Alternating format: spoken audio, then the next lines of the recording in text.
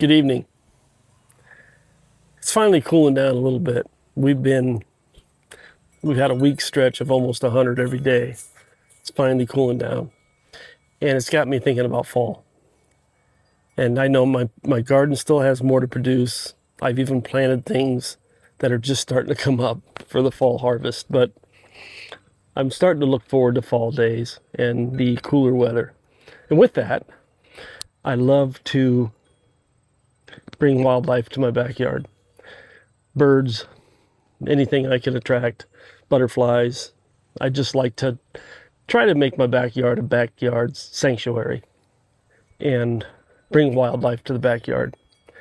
So I thought I got an idea tonight, and I thought maybe I'll document, kind of keep a log, keep track of what I can attract into my backyard in a year. And I'll probably monitor every month and do a video of what I got. Hopefully I get some different stuff. I've had I've had possums back here, and of course all kinds of birds. I might not be able to track that much. I mean, you can see it's a small yard. It's surrounded by a fence, so I probably won't get, anything like deer or anything. I mean, they're in this area. They passed through my yard before I put this fence up. But it's kind of a challenge. And what I hope to do, starting next spring, is improve my backyard even more to be more wildlife friendly by bringing more plants that would bring other species in. I mean, and wildlife doesn't have to be large, like raccoons and deer.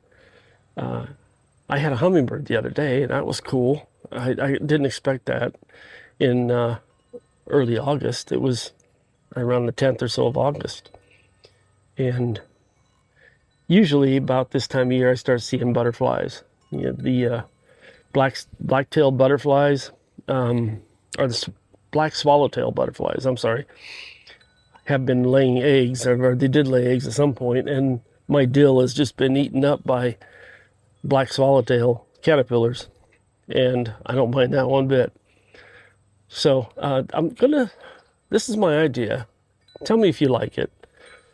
I'm going to, from this month forward, of course, I'm going to concentrate this fall and winter on bird feeding, try to get different species in, and I'll try to document them coming to the garden and try to count the species, see how many different types I get, and just see what improvements I can make on the backyard, noticing what they might need for habitat, what they're lacking, what they want, where they're concentrating, and the food sources that they really enjoy.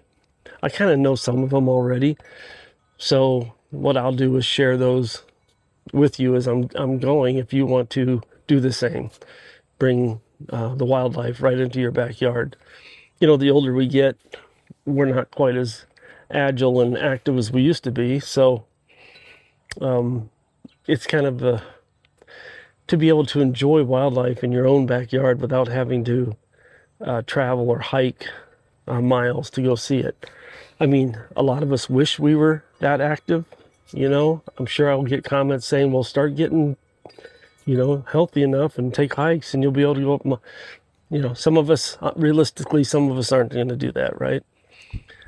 But to be able to bring some of it to your backyard. Some of you might have some, if you have any health issues, or like myself, my knee bothers me and my feet bother me. So hiking is kind of out of the question for me, long distances. But there are ways to bring the wild into your backyard and make a little sanctuary, a little wildlife sanctuary just for you. That's my goal. My goal is to keep improving the habitat, plant some shrubs, bushes, some butterfly friendly and maybe hummingbird friendly plants this spring, and make it more wildlife friendly in addition to my edible garden. But I want to bring in wildlife and make a portion or different stages or sections in my garden wildlife friendly to attract wildlife to those areas. So let me know what you think of this idea. I'm going to give it a shot, and I think we'll just start September 1st, and I'll start documenting what I see. Right now it's kind of a transition period. It's mid-August, and I've noticed already the summer birds are gone.